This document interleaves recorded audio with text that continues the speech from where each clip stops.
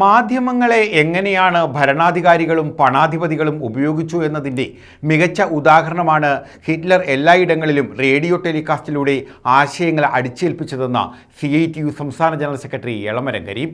ഇന്ന് കോർപ്പറേറ്റുകൾ രാജ്യത്ത് നടപ്പാക്കുന്നത് ഇതേ മാതൃകയാണെന്നും അദ്ദേഹം പറഞ്ഞു.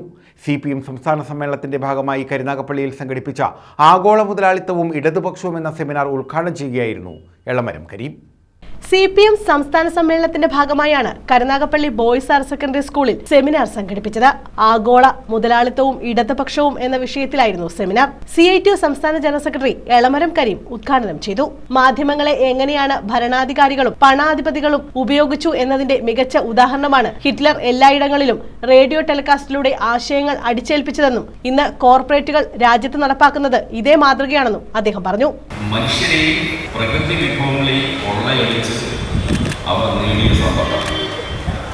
ലോകം മുഴുവൻ ഇന്ന് ഈ സാമ്രാജ്യത്വ ശക്തികളുടെ ചൂഷണത്തിന്, അവരുടെ അധിനിവേശങ്ങൾക്ക്, അവരുടെ കുത്തക സ്വഭാവത്തിലുള്ള വ്യാപാര ബന്ധങ്ങൾക്ക് എല്ലാം വിധേയമായിക്കൊണ്ടിരിക്കും. അതിനെ അതിജീവിക്കാനുള്ള ശ്രമങ്ങൾ ഇടതുപക്ഷം തൊഴിലാളി വർഗം നടത്തുന്നുണ്ടെങ്കിൽ സാമ്രാജ്യത്വത്തിന്റെ കരുത്തുമായി തട്ടിച്ചു നോക്കുമ്പോൾ പ്രതിരോധം അത്ര ശക്തമായി ഉയർന്നു വന്നിട്ടില്ല, ഉയർന്നു വരേണ്ടിയില്ല.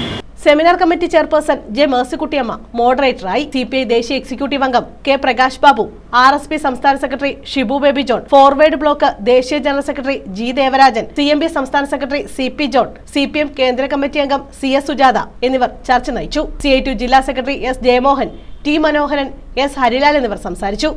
News bureau, Karunagappally.